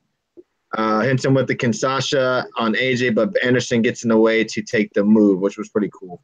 Nakamura tells AJ to come on as he sets for another one, and he hits it on Anderson, and he hits it. So Nakamura taking it to the Club.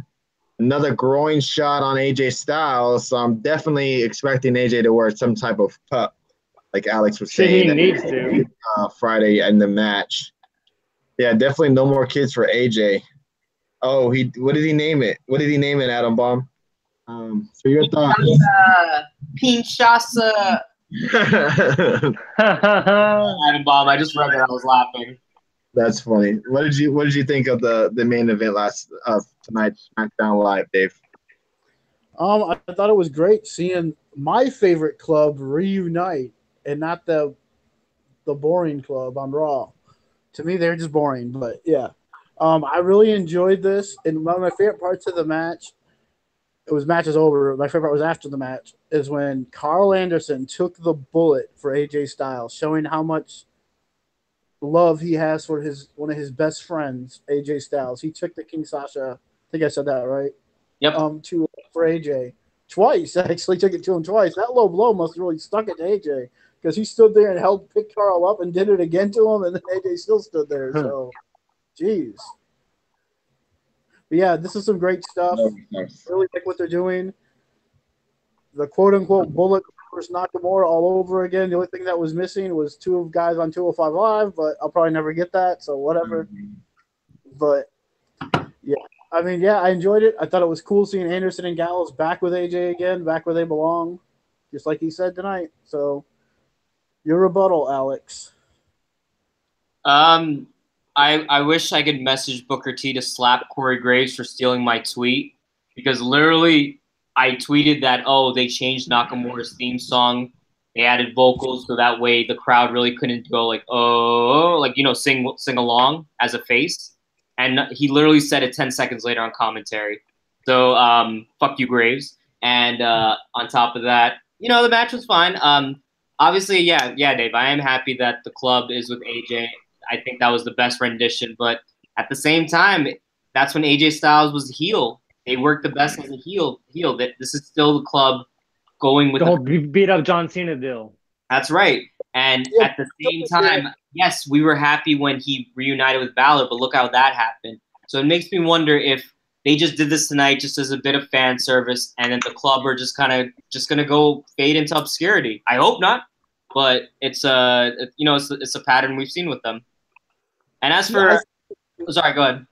I was just saying, I think we see more of AJ and the club interacting because I think they're going to be added to especially what happened tonight. I think they're going to be added to this rivalry a lot, where it's going to be Anderson and Gallows, involved with Nakamura. I wouldn't be surprised if we see some matches with, like, say, Nakamura versus Anderson or Gallows.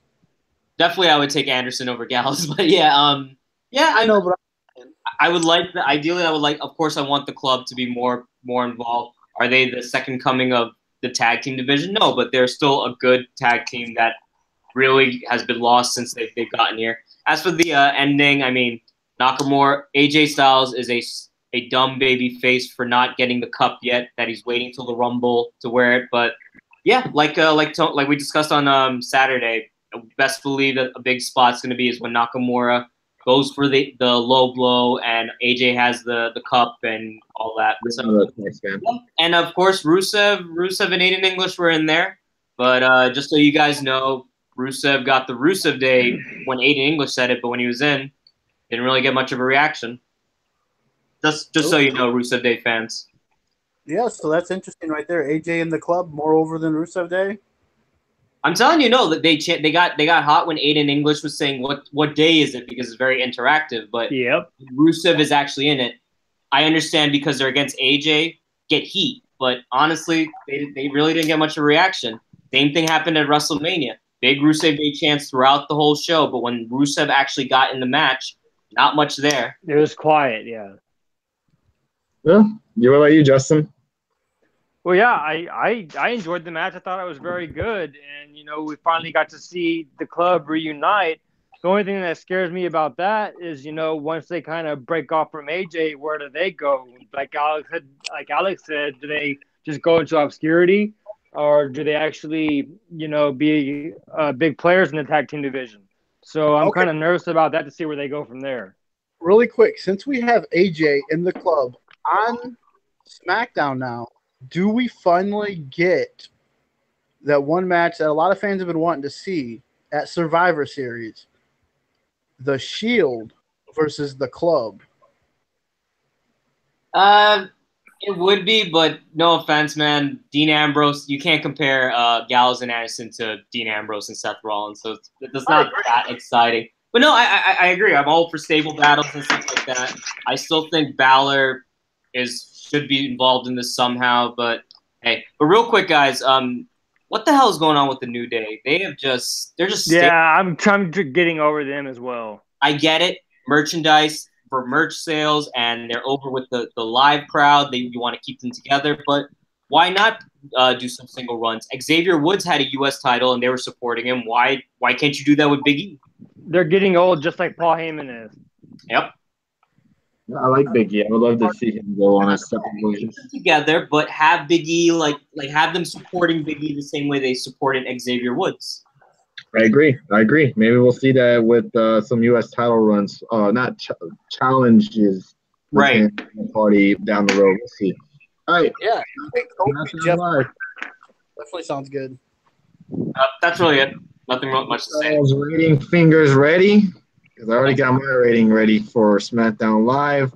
We'll go with you first, Alex. SmackDown Live tonight, 1 through 5. All right. Architect in the house. What's up, Architect? This is an exclusive rating for people watching me on YouTube. So Google Hangout, look at me. Cero miedo, aka 0. Wow. Raw was bad, but SmackDown just shat the bed. It went downhill halfway through the show. I was ready to be done and get on the show and do podcast. Damn. Okay, fair enough. Thank you for all the YouTube viewers tonight. We've been at like a solid 5 to 6 live viewers the whole time. Wow, that's pretty cool. Nice. SmackDown rating. I'm gonna give it a 1.5. I didn't care for it either. Okay, all right. Dave? Well, again, I'm going to do like Alex did for Google Hangout. Here you go. Which I don't know what you guys thought, because I thought SmackDown was good tonight. I wasn't bored at all. So I'm going to give it a 5. Whoa! Wow. Whoa. Damn it. 5. Oh. I'm not even here anymore. Oh. Wow. 5. Okay. Wow. All right. This is what happens when we go over 11:30. Sanity goes out the window. All right. I give SmackDown Live a 10. I'm just kidding. I give it a 0. Man. Not a 0. I'll give it a 1. It's like a 1. I just feel like they kind of just like said, all right, we got a long trip to Saudi Arabia, so let's just kind of phone it in tonight. They just wanted to breeze right through it and get over with. That's exactly what they did. Just kind of breezed right through it. I thought it was a really enjoyable show. Hey, like you always say, Dave, to each their own, and I just did not feel it tonight. I didn't fall asleep though, like I did on Raw. Really? Raw. This week, really, honestly. But I did watch. I don't know. There was just something. I guess because we didn't get Daniel Bryan in the Miz. I was really looking forward to that. I don't mind that too much. But other than that, there was really nothing on SmackDown Live that really got me saying, "Wow, I really enjoyed that." I mean, I enjoyed the Randy Orton Benjamin match. And he said he didn't fall asleep at least. That's about it. During the Randy Orton match. Oh, Justin. God damn. Yeah. Jeez. But guys, also remember that Samoa Joe is still like kind of finishing up with Roman. So once that is over, we'll get Samoa Joe. We'll get Almas. We'll get some things once Backlash and this Rumble ends. So we'll hopefully stay a little bit hopeful. Because the last couple of weeks has been about the greatest Royal Rumble. So hopefully after this, we'll get more concentration on Backlash, and then from there we'll move on to the actual. Finally, everybody will be on their official roster because everybody's still flip-flopping shows. The bars on Raw, the bars on SmackDown. So it's like finally we'll get everybody on their separate rosters. I could see the IC and the US title doing another switcheroo. So we don't even have the final plan for that anyway. Laters Bliss, thank you for joining us, too. Yeah, they mentioned the greatest Royal Rumble at least a million times tonight. The show was better than the San Antonio Raw. Asshole Red Sox fan. Yeah, I don't know about all that. But, man, thank you, everybody, for joining us tonight. It was a great show. Thursday night, Dave and I think Justin will be joining us, too, as well. We will be doing our Impact. No, I'm at the movies. Oh, no, that's right. You're going to see Avengers, right? Nice. So Dave and I will be touching on Impact and NXT on Thursday night. We'll be going live probably about 5 to 10 minutes after Impact is over. And NXT tomorrow night is must see. I mean, you got a world title match and you got a North American title match tomorrow night. Yeah, What's so we'll be Adam Cole versus Oni Larkin. Yeah, and Johnny Gargano versus Aleister Black. And probably somebody else based on how that promo went. Yes, NFL draft Thursday night as well. So I hope everybody doesn't Forget about us. We will be live Thursday night. Once Impact is over, Dave and I will be live tweeting Impact as well. So if you guys can join us. Saturday night, we will be live again at the usual time. No post show for the Greatest Royal Rumble Friday, but we will be touching on it on Saturday. So hope everybody can join us on Saturday as well. Great turnout tonight. I think going live early really helped us. We have over 1,600 viewers tonight. Last week we were like 700, so definitely. Yeah, I think going early, catching everybody right after they watch SmackDown Live is the way to go. And we didn't go long. We did go longer than the hour and a half time limit that we were supposed to go, but we went a little bit longer on Raw. We'll get better at it. So I think that's about it. I think that's gonna wrap it up. Let me do a quick shout out to everybody. We had the architect come in here late in the show, so thank you, Mr. 5-Star. I should call him Jody Mania, the bot. Again, thank you for everything from the website to everything that you've done the last couple of weeks for us. I appreciate that. Shit off. Bob Ruski, Will Miller, Jeff Cross, Red Sox fan, Truth and Loyalty, Kevin, Stone Cold Stunner, a.k.a. Budweiser, PD, Peck and Rod, Ed, Brad, and there's 4 more viewers I cannot see. I appreciate everybody who came in here tonight. Y'all are awesome. Thank you for the Super Hearts. Thank you for the regular hearts. I think we're getting to almost 4.5 million regular hearts. We're almost to 50,000 super hearts, and we're almost to 800 followers on Periscope, which is freaking sane. It's insane. And hey, guess what, everybody? No network issues tonight. No network issues tonight. No cutoffs, nothing like that. We had great connection. Yes, rest in peace to the Spurs tonight. They are going to lose. I'm not even going to watch the game. I'm going to go to bed. Hey, stranger things have happened, but we don't. I'm not going to watch it. I already know they're going to lose. I got to wake up early for work anyways. But yeah, I'm not watching the second half either. I appreciate everybody not ragging on them too bad, except for Red Sox asshole. So, he's the only one ragging on them, of course. Look at all these. Man, I can't block him either. Who makes a damn screen name? Like, who thinks of that? Yo, seriously? Like, and come on, guys. Who thinks of that? I'm reporting you as sexually inappropriate. Goodbye. Wow. The people's names you see on Periscope. Get these scum out of here. Yeah, attention horse to the max. Yeah. So I appreciate y'all being easy on my team. I'm gonna still rep the Spurs hat forever. Damn straight. Yeah, getting the gentleman's streak tonight. That is very true. You can hate on them as much as y'all want, but it was been a tough year for us Spurs fans. And wait till the Lakers take Kawhi. It'll be tougher. That's not gonna happen. It didn't get any better with us having Pop lose his wife. Yeah, that's a big deal. Yeah. That's a rough year for us Spurs fans. So I'm just, for myself in general, I just want the season to be over with. I watch the playoffs, so I just want to enjoy them. As a fan of basketball, not root for a team, but just cheer someone on. San Antonio lost Duncan, HBK, and now Kawhi. You're son of a bitch. You motherfucker. God damn it. Celtic. And now we're going on. Now we're going to keep going. All right. So Thursday night, everybody, we will be live again. Appreciate all y'all's support. Y'all are awesome. I know we rag on each other all the time on here and on Twitter, but all love. Any last words, Dave, before we sign off for Thursday? Tune in Thursday. All right. Justin? Everybody have a good week. My ragging is real. We'll bring on you and Pentagon, Red Sox fan. Bring it. I'll bring me and my little HBK doll. All right, Alex. Any last thoughts before we end for tonight? I know you'll be in the chat room Thursday night for sure. Absolutely, man. Well, we are nowhere near the halfway point of the wrestling week, so pace yourself, guys.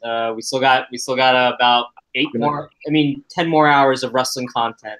That's omitting if you're even watching New Japan. That's even more. But we got a good amount, guys. So let's finish strong. See you guys on Thursday. Yes. So thank you guys again for y'all support. Don't forget to follow us on YouTube at Get the Tables Podcast, all one word. Thank you. If you're new to the show on Periscope, I hope you hit that follow button. Trying to get to 800 followers. That's when I'll do our next giveaway. We'll be at 800 followers. So hope everybody has a great night.